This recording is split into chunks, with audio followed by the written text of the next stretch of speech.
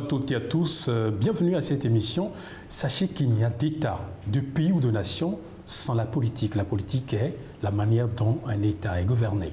Donc depuis quelques années, au Bénin, le renforcement du processus électoral, surtout sous la rupture, a induit une nouvelle dynamique électorale. On a une nouvelle loi, on parle d'un nouveau code et justement la Sénat, qui est la Commission électorale nationale autonome, l'institution chargée d'organiser les élections en République du Bénin également, a changé de visage avec en son sein deux organes, le Conseil électoral et la Direction générale des élections dont nous recevons l'autorité Boukari Abou-Souli Adam, qui est le directeur général des élections, pour discuter de ce que nous pourrions appeler enjeux et défis du nouveau code électoral en République du Bénin. Bonjour, monsieur le directeur général des élections. Bonjour, monsieur le journaliste. Quand on dit direction générale des élections, que doit-on réellement comprendre par désormais cette appellation? Je crois que c'est depuis l'avènement de la loi 2019-43, le 15 novembre 2019, que le code électoral a été modifié et a créé en son sein deux organes. Un organe de décision qu'on appelle, enfin grossièrement, l'organe politique, et un organe d'opérationnalisation des décisions du Conseil qu'on appelle Direction générale des élections. C'est les deux organes désormais qui gouvernent l'action au niveau de la Commission électorale nationale autonome du Bénin. Et là, vous parlez de la loi numéro 2019-43 du 15 novembre 2019. Exactement. Après cette loi, elle a connu évidemment une modification, même complétée par une nouvelle loi qui date de 2024, qui est la loi numéro 2024-13 du 15 mars 2024. Oui, exactement. Il faut dire que cette loi est venue modifier et compléter la loi de 2019-43 de novembre 2019. En ce sens que dans l'application de la loi, il a été relevé par les organes techniques et le Conseil électoral qu'il y a certaines choses qu'il faut régler, qui ne permettaient pas à la Sénat de faire son travail avec le plus grand potentiel, avec les résultats qui sont vraiment très concordants. Je peux citer quelques articles, hein. Par exemple au niveau de l'article 19, la loi 2019-43, la loi disposait que 60 jours après les élections, il fallait que la Sénat dépose son rapport d'activité des élections. Or, il a été quasiment impossible à chaque fois, 60 jours après, de déposer le rapport parce que les tâches sont énormes et la Sénat n'arrivait pas à réunir les conditions pour produire le rapport dans les délais prescrits par la loi. Et je voudrais dire également que c'est la première fois donc, au niveau du Bénin, la Commission électorale a été consultée lorsqu'il s'agissait d'amender une loi électorale. Et c'est avec plaisir donc, que la Commission électorale, donc les deux organes confondus, la DGE et le Conseil électoral sont mis ensemble pour pouvoir proposer les dispositions qui nous posaient problème.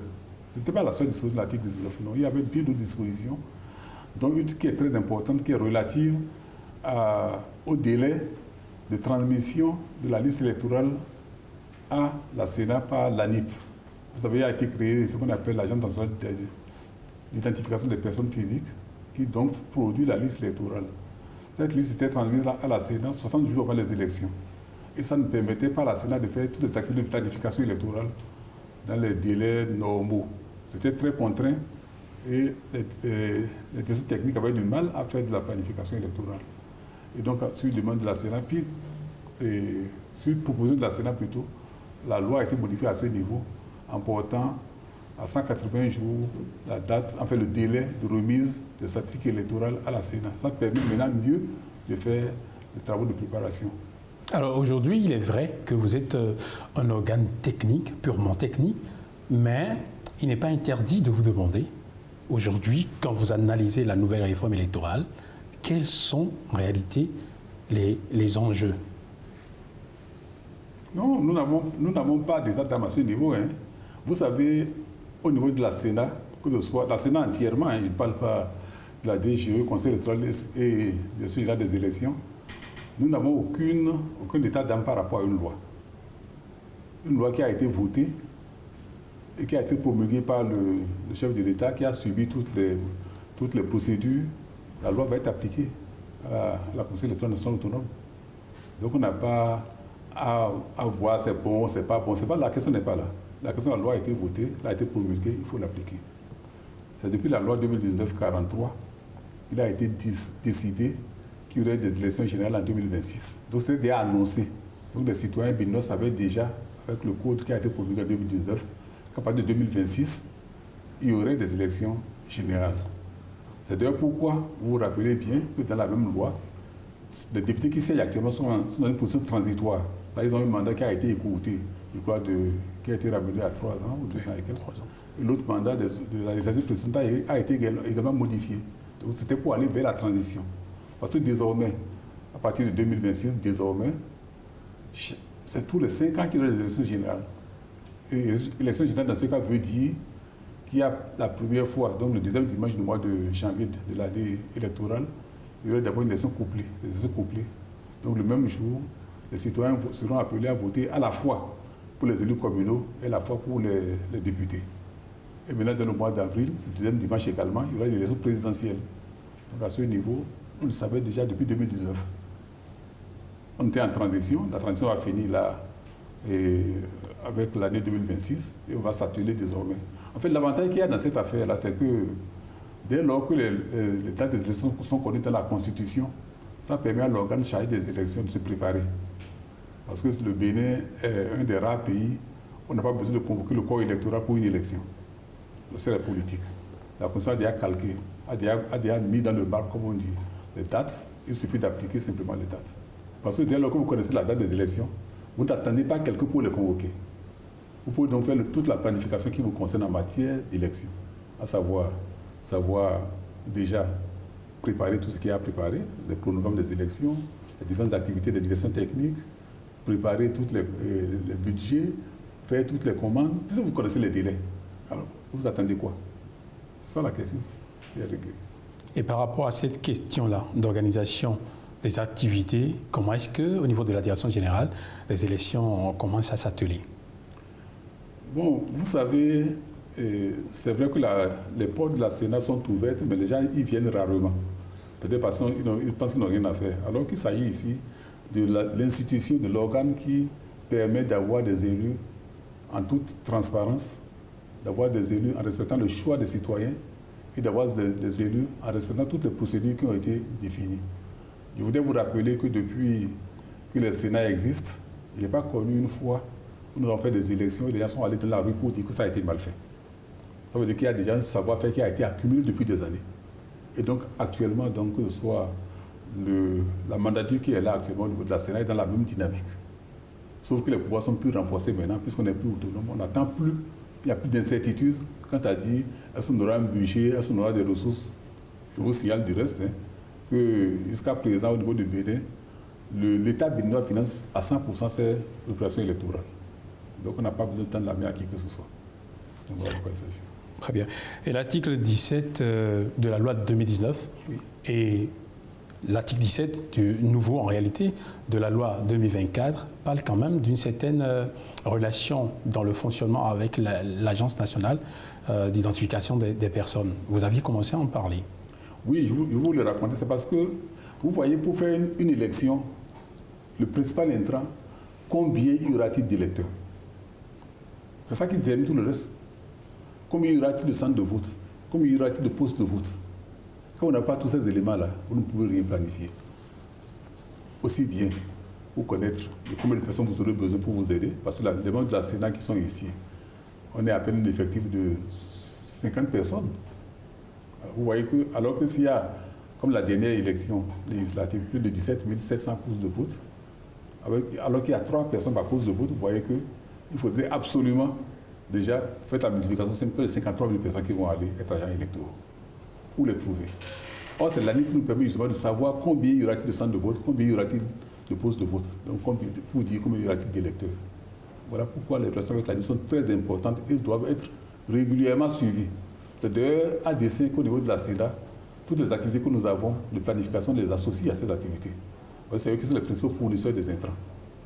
Donc voilà un peu la relation. Et maintenant la nouvelle loi 2024-13 qui a modifié et complété le code électoral permet maintenant à l'ANIP, 180 jours avant, de nous envoyer les statistiques électorales. Ça veut dire qu'on a de quoi, 6 mois avant. Exactement. On a de quoi maintenant faire les planifications. Et après les statistiques, il faut 60 jours Bien sûr, avant la date pour... Ça, c'est différent. Ça, c'est la liste électorale. Ça, c'est un autre aspect. Ça, c'est pour savoir qui va aller voter où et qui... Enfin, ainsi de ça, c'est un autre aspect qui est très important, mais qui ne contribue pas à la planification de base de départ pour pouvoir aller vers l'élection. Très bien. Alors, parlons maintenant de dispositions pratiques face aux enjeux au sein de la Sénat. Parlons d'abord du couplage législatif et élection communale. Oui, c'est vrai. Qu'est-ce que vous faites réellement au niveau de la Direction générale des élections? Bon, disons qu'avec le couplage, déjà, ça modifie un peu l'habitude que nous avions de faire une seule élection. Parce que déjà, en couplant, eh bien, ça veut dire que le même jour, il y aura 2 élections. Or, une élection dans un poste Le même jour et au même moment. Au même moment. Une élection dans un poste de vote au même moment, on dit déjà qu'il y aura déjà 2 urnes. Parce qu'il faut déjà mettre le bulletin quelque part. Il y aura déjà 2 catégories de bulletins différents. Il y aura déjà 2 verbalisations. Donc il y a toute une série d'opérations qui vont être doublées. C'est vrai que le législateur a prévu que pour le cas de ce genre-là, il a allongé le délai d'1 heure de temps. Déjà, c'est quelque chose qui est important. Il a permis également le législateur qui est, au lieu de 3 membres du poste de vote, il y en aura 5 désormais. Donc déjà, tout est déjà prévu pour que les citoyens se sentent dans leur confort pour pouvoir aller faire aller déposer leur bulletin dans l'urne qu'ils ont choisi. Maintenant, il y a aussi un autre aspect, c'est que la loi qui a été modifiée, la loi 2024-13, a également modifié le nombre de personnes prévues pour chaque poste de vote. Avant, c'était 500 personnes, maintenant c'est porté à 600 personnes par poste de vote. Donc là également, ça veut dire qu'au niveau de la Sénat, il faut peut-être redimensionner les urnes. Parce que si on avait des urnes qui devaient prendre 500 bulletins, maintenant il en faut 600 au minimum. Bon, je dis au minimum parce qu'il est possible qu'il y ait des votes déplacés, que quelqu'un, parce qu'il est en mission, soit obligé d'aller voter quelque part. Alors donc si l'une était calibrée pour recevoir 600 bulletins juste, dès que s'il met la sienne, ça n'ira pas. Enfin, je caricature un peu. Oui. Donc il y a beaucoup de choses qui vont forcer. Alors, sur ce chantier précisément, avez-vous déjà évolué au niveau de la Direction générale des élections? Oui, en fait, c'est pour vous dire que déjà depuis décembre 2023, au niveau de la CERA, nous avons déjà fait un séminaire pour planifier les activités. Qui a été tenu à Boïcon. Qui a été tenu à Boïcon. Alors, à l'issue de ce séminaire, nous avons déjà prévu ce qui va se passer. Mais sauf que, avant la fin du séminaire, nous avions appris que le code électoral devait être modifié. Ce qu'il a été effectivement par la loi 2024-13. Alors, à partir de ce moment-là, nous sommes obligés encore de mettre en cohérence notre planification initiale par rapport à la nouvelle loi qui a été votée en 2024, qui est la loi 2024-13. Donc, nous devons encore aller à une autre activité de planification pour nous ajuster là où il y aurait des divergences. Et alors, toujours sur le chantier de la préparation, à travers les dispositions pratiques, est-ce que vous avez quand même vérifié l'existence réelle de certains partis politiques qui devraient compétir quand même aux élections? Non, il faut que je vous explique. Et dans la charte des partis politiques, d'abord des chartes des partis politiques, ça veut dire que c'est une loi, ou bien c'est un cadre, ou bien ce sont des dispositions auxquelles, lorsque quelqu'un veut s'appeler parti politique, doit adhérer. Ça doit se conformer pour être en règle de ce cadre-là qu'on appelle la charte des partis politiques. C'est une loi qui a été votée au niveau du Bénin, qui a été promulguée. Et la Sénat, dans les activités de la Sénat est chargée du suivi du fonctionnement des partis politiques. Ce suivi se fait comment? Je donne quelques exemples. Lorsqu'un parti politique, par exemple, reçoit un don d'une tierce personne, elle doit déclarer ce don à la Cour des comptes et donner copie également à la Sénat. Ça permet à la Sénat de demander, enfin, puisque dans les obligations de chaque parti, de tenir une comptabilité et d'envoyer également le bilan à chaque fin d'année à la Sénat. Et également au niveau de chaque parti politique, la loi contraint le parti politique à avoir un siège national et des sièges départementaux qui fonctionnent bien. Et pour que pour prouver, par exemple, qu'il y a un siège national ou un siège départemental, il doit le déclarer dans la ville où se trouve le siège à l'autorité administrative, qui va en rendre compte au préfet, qui va prendre un arrêté pour constater le siège avec les différentes localisations, géolocalisations. Et cette arrêté doit être envoyée à la Sénat. Ce qui fait que lorsqu'il y a contrôle de la Sénat, c'est de vérifier si tout ça existe effectivement sur le terrain. Bon, ça, c'est ce travail-là que la Sénat fait. Mais ça ne veut pas dire que la Sénat a une autorité pour sanctionner qui que ce soit. C'est de constater simplement et de rendre compte à l'opinion. Ce qu'on a fait il y a quelques jours, je crois. Maintenant, pour arriver à ce rapport, peut-être qu'il peut décrire un peu la méthodologie. Ce que nous avons fait au préalable au niveau de la Sénat, nous avons conçu des fiches de collecte de données. On s'est rapproché des partis politiques, on leur a demandé on les a présentés, on a collecté des informations auprès de leurs sièges nationaux. On les a informés maintenant du calendrier de la Suisse des activités par rapport à ce suivi-là. Donc ils ont été chargés d'informer leurs structures décentralisées. Et maintenant, les agents de la station sont allés maintenant vers cette structure pour vérifier tout ce qui a été dit. Bon, c'est vrai que depuis qu'on a eu le rapport, on n'a pas encore reçu formellement des critiques. Sauf que certaines personnes ont mis en circulation comment on appelle ils appellent ça comment des coups de vidéo là, pour contester tout ça là. Des capsules. Des capsules, voilà, pour contester. Bon, alors que ce que nous avons fait, si je prends par exemple le cas le simple élément concernant le siège d'un parti politique, la preuve peut être faite par 9. Il suffit simplement que le préfet envoie un arrêté. Or, la loi dispose qu'il faut un arrêté du préfet. Si vous avez un bâtiment que vous appelez siège de votre parti ou représentant du département de votre parti et que le préfet ne l'atteste pas, c'est évident que nous allons marquer. On a vu le siège, mais on n'a pas reçu on appelle l'arrêté du préfet. Parce que pour avoir un siège, la loi dispose que ça soit différent d'un logement. Alors, est-ce que... Je n'en sais rien, moi je ne sais pas comment ça s'est passé. Je n'étais pas à tous les endroits. Mais là où moi j'étais, le département où j'étais allé superviser l'opération de contrôle de l'existence fonctionnelle des partis politiques, on a quand même vu des choses. Hein. On a quand même vu des choses. Je l'avais même annoncé le jour où on faisait le lancement du rapport. Nous avons vu quelque part un parti politique. Je n'ai rien contre les régions endogènes, hein, mais on a vu le siège d'un parti politique dans un couvent. Donc la version qu'on nous a donnée, ça correspondait à un couvent. Comme on a vu un siège d'un parti politique dans un atelier de couture. Je n'ai rien contre les couturiers, bien au contraire, je m'habille auprès des couturiers béninois. Mais on a dit politique, parti politique, mais ce n'est pas parti de couture. Alors, quand on parle de processus électoral, on parle forcément de moyens. Et au sein de ce groupe moyen, il y a le volet budget ou le volet financier. Que se passe-t-il au niveau de la DGE en cette matière-là? Non, je crois que la loi dispose que la Sénat propose son budget à l'État, c'est-à-dire au gouvernement, qui va l'insérer dans le budget national et qui va mettre les ressources à disposition de la Sénat. C'est comme ça que la loi dispose. Maintenant, pour arriver à faire ce budget-là, élaborer ce projet de budget au niveau de la Sénat, je vous disais tantôt que c'est le principal intrant, c'est combien y aura-t-il d'électeurs, combien y aura-t-il de centres de vote, combien y aura-t-il de postes de vote. Dès que vous connaissez tout ça, vous avez ce qu'il faut pour faire la planification au niveau des ressources. D'autant plus qu'au niveau de la Sénat, nous connaissons ce qu'il faut comme matériel. Il suffit de lire la loi. La loi dispose de quel matériel il s'agit. Quand vous lisez la loi, vous savez quel matériel il y aura. Vous connaissez donc le nombre de personnes qu'il y aura. Vous faites des différentes multiplications simplement. Étant donné qu'il y a des prix qui sont normalisés ou administrés au niveau du ministère des Finances, vous pouvez déjà à partir de là faire une évaluation sommaire de ce qu'il faut comme ressources.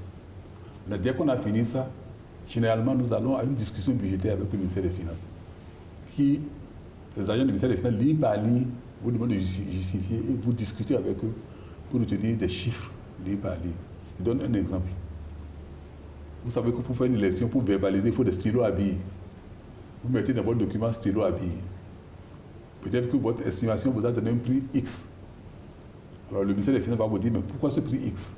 Vous discutez, vous retenez un prix qui vous dit, voilà le prix auquel nous sommes prêts à vous demander d'acheter des stylos à billes. Quand vous faisiez tout ça maintenant, vous commencez maintenant la pause. Faites ça pour chaque élément. la rubrique, enfin les différentes rubriques au niveau du budget. Et également, comme je parlais tantôt, je vous disais tantôt qu'il fallait connaître le nombre de centres de vote, le nombre de postes de vote, le nombre de ceci, cela. Par tout ça, il faut des agents pour accompagner. Et c'est que pour le Bénin, il y a généralement 546 arrondissements dans tout le territoire national du Bénin. Mais cette fois-ci, dans la modification de la loi qu'il y a eu en 2024-13, la loi dispose que les arrondissements qui ont plus de 100 postes de vote, il faut les éclater en zones avec au maximum 100 postes de vote par zone. Ça veut dire quoi? Si on prend un arrondissement X dans un département donné, qui a peut-être 480 postes de vote, élection couplée, si vous ne faites pas cela, ça veut dire que le coordonnateur d'arrondissement qui va être là va gérer 490 postes de vote x 2. Alors, il aura fini de faire ça quand? Alors que la loi dispose que après la clôture du poste de vote, des bureaux de vote, c'est 24 heures ou plus tard après qu'ils doivent venir de ça à côté de nous. Donc cette modification de la loi a donc permis à la CETA d'avoir dans les différents arrondissements qui ont plus de 100 postes de vote, de les éclater en deux zones. Ça permet donc de réduire la tâche au coordonnateur d'arrondissement. Et là également, ça va modifier certainement la charge au niveau des arrondissements, puisqu'il y aura forcément, il y en a beaucoup. Quand on a fait l'évaluation sommaire au niveau du Bénin, on n'a pas encore terminé, mais on s'est retrouvé avec plus de 50 arrondissements, il y a plus de 100 postes de vote, donc il faut modifier tout ça, il faut avoir des zones. Et donc ça va multiplier le nombre d'agents électoraux, le nombre de coordonnateurs, le nombre de postes de vote, ainsi de suite. Et forcément à ce niveau, ça va augmenter les ressources qu'il faut pour ça. Bon, nous avons entendu beaucoup de choses de façon à la Sénat. On a mis beaucoup de choses dans le pipeline, comme on dit. Et s'il y a, on fait des hypothèses. Élection couplée. Il y a en 2023, l'élection du 8 janvier 2023, nous avions plus de 17 000 postes de vote. Si on voit l'accroissement naturel de la population électorale, c'est évident qu'en 2026, nous aurons à peu près au minimum 20 000 postes de vote. Au minimum. Alors, si c'était simplement de l'arithmétique, on peut dire qu'en diminuant, enfin en augmentant le nombre de votants, le nombre de personnes qui vont voter dans un poste de vote à 600, on peut réduire le nombre de postes de vote. Ça, c'est la simple arithmétique. Mais sauf que la répartition spatiale des électeurs, ce n'est pas ça. Que chacun doit être affilié à un poste de vote. On peut se retrouver à 20 000, voire plus de 20 000 postes de vote. Alors, est-ce que ce n'est pas trop exagéré? Parce que vous parlez de 7 000 et vous passez à 20 000. Ce n'est pas nous, c'est la population électorale, ce n'est pas nous. Sinon, nous, on aimerait bien que ça diminue, on aurait moins de travail. Mais si la NIP nous sort une liste, si la base de l'état civil béninois, tout est désormais, la liste des votants est extraite de l'état civil. Ceux qui ont au moins 18 ans. Ce n'est pas nous qui contrôlons les naissances. Alors ça voudrait dire que nous sommes obligés de faire voter chacun par rapport à la liste qu'on nous a remise. Et à ce niveau, si nous avons 20 000 postes de vote, vous multipliez par 5. Parce qu'il faudra 5 personnes pour gérer un poste de vote. On est dit à 100 000 personnes. Alors ces 100 000 personnes, comment les former? Il faut les former pour gérer les postes de vote. D'où le défi. Voilà, c'est par rapport à ça que nous avons pris d'autres dispositions. Je crois qu'avec les services techniques de la Sénat, nous avons prévu des formations virtuelles, ce qu'on appelle e-learning, une classe virtuelle qui va être ouverte à tous les citoyens qui vont aller s'y préqualifier avant de postuler pour être agent électoral. Et là, je crois que les travaux sont en cours, c'est très avancé. Et lorsqu'on sera prêt, on va lancer l'opération pour demander à chacun, ceux qui prétendent aider la République à organiser les élections, à aller dans cette classe virtuelle, se former, s'informer, se faire délivrer une attestation pour montrer qu'ils ont des prérequis. Et maintenant, quand on va ouvrir l'inscription des agents électoraux, chacun pourra donc présenter son certificat de prérequis là et postuler pour être agent électoral. Ça, c'est une innovation. Oui, bon, disons que ce n'est pas la première. Depuis un moment, au niveau de la Sénat, nous sommes dans un processus de dématérialisation.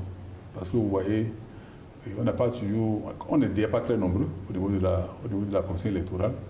Et déjà par rapport à ça, si nous voulons toucher tous les Béninois et les mettre à même niveau à égalité de chance pour l'accès au vote, au processus électoral, nous sommes obligés de faire comme ça.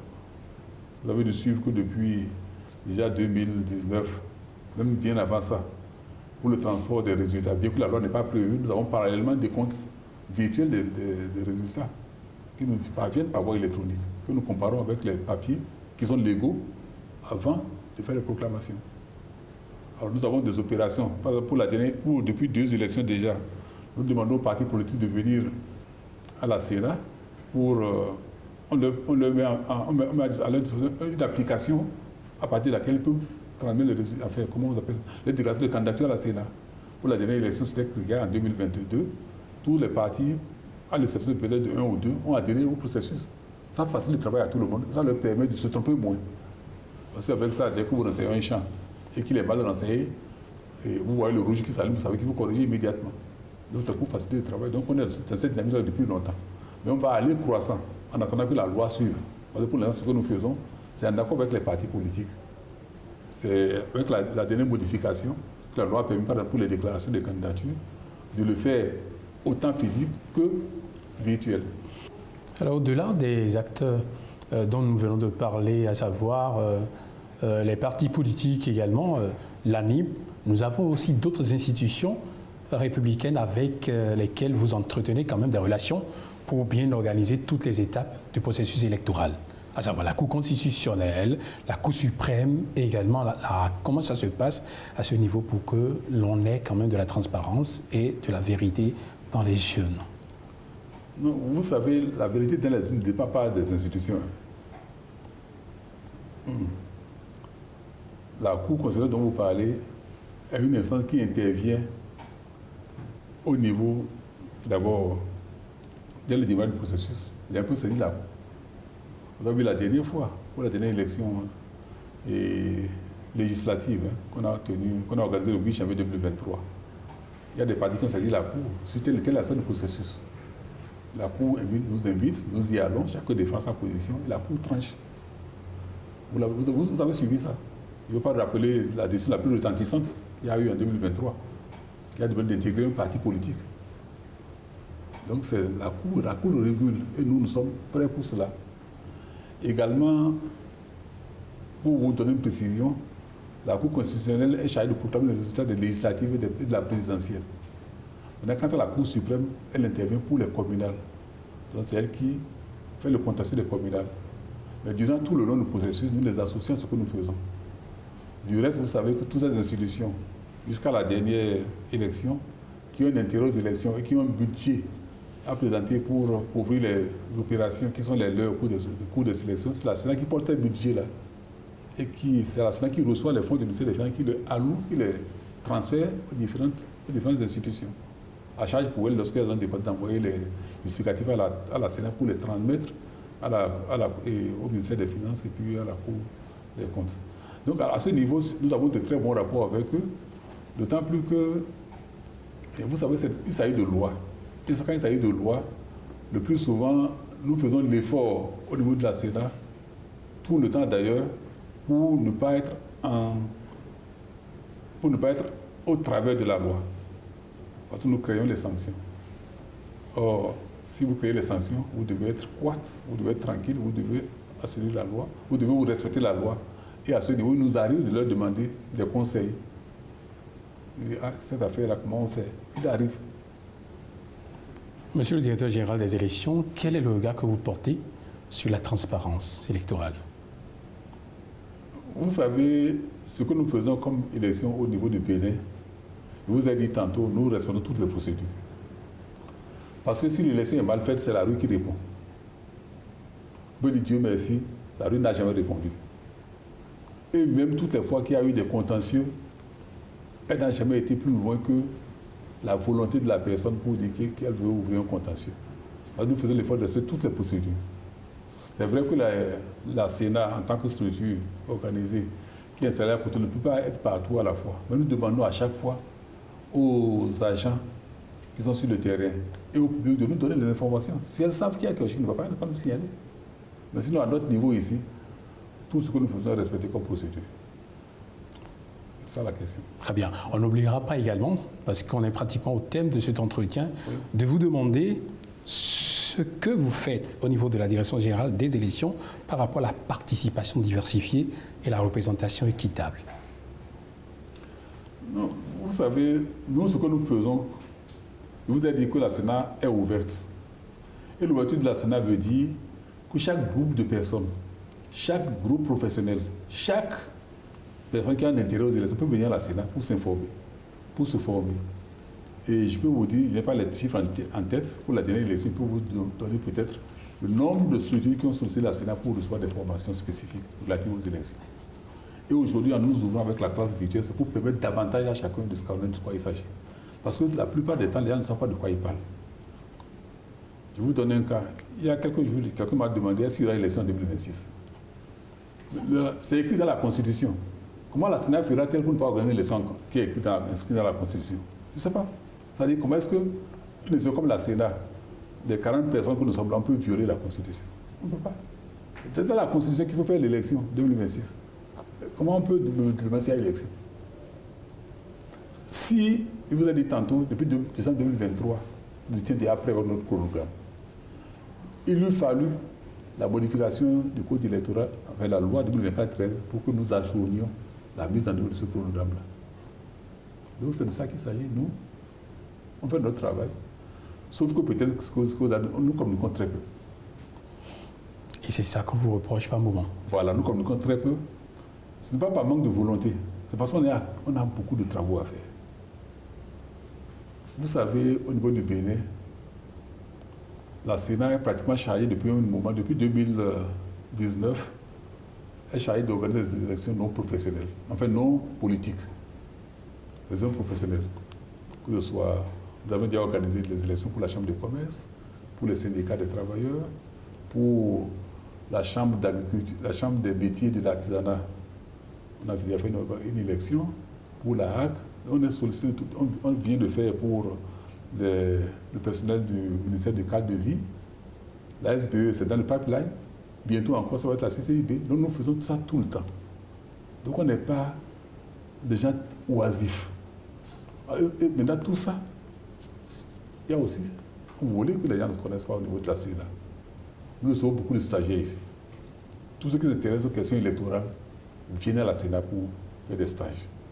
Il y a la chaire UNESCO qui est à Cotonou, qui a ouvert un centre de formation. Tous viennent ici à la Sénat. Il y a beaucoup d'autres institutions, qui ont les écoles politiques, où ils viennent ici pour connaître l'aspect électoral pour la formation des agents. Nous sommes ouverts à tout ça et ça nous prend beaucoup de temps. Donc voilà ce que nous faisons pratiquement à la Sénat. Boukari Abou-Soulé Adam, directeur général des élections, vous avez permis aux populations de pouvoir savoir davantage sur les enjeux et défis du nouveau code électoral, selon, bien sûr, la Sénat. Quelle est votre conclusion? Oui, la conclusion que moi, je peux tirer de tout ça, c'est que, en tant que citoyen d'un pays, il faut s'intéresser aux élections. Parce que ceux qui vont nous diriger demain vont être issus des élections. Donc il faut que ça nous intéresse. Il faut que nous puissions dire qu'est-ce que nous pensons des élections. Il faut que nous puissions aider à améliorer le processus autant qu'on le peut. Et ce que nous demandons surtout aux personnes, c'est que les discours longs, inutiles, non, il faut aller voter. Il faut comprendre pourquoi on vote. Si vous voulez changer, c'est pas là que vous pouvez changer, c'est pas ailleurs. Et nous, on est tranquille, on attend. On espère que les gens vont participer aux activités que nous avons annoncées, surtout aller à l'école virtuelle que nous allons ouvrir bientôt, aller se former, aller s'informer pour pouvoir discuter. Parce que même les partis politiques qui vont en compétition, qui envoient leurs agents, leurs activistes pour aller les représenter dans les postes de vote, il faut qu'ils soient formés, qu'ils sachent de quoi il s'agit. C'est ça, parce que nous lisons des fois des rapports qui sont issus des postes de vote, mais quand on lit, on sent que les gens, ils ne connaissent pas de quoi ils parlent. Et quand on entend aussi dans la rue ce que les gens disent, ils ne savent pas de quoi ils parlent. C'est de ça qu'il faut s'informer. Et nous, à la Sénat, on est ouvert pour ça. Et bientôt, je crois que bientôt, nous allons organiser pour la deuxième fois ce qu'on appelle les journées portes ouvertes. Vous pouvez venir pour vous informer. L'année dernière, on a fait ça et réussi. On veut recommencer encore cette année. Moi, j'invite les gens à venir. Voilà ce que je peux vous dire. Boukari Abou-Soulé Adam, merci. Merci beaucoup. Mesdames et messieurs, vous auriez compris qui a l'information et le pouvoir. Cherchez à comprendre davantage le nouveau code électoral pour participer à ce tournant décisif qui nous attend en 2026 en République du Bénin. Merci de nous avoir suivis.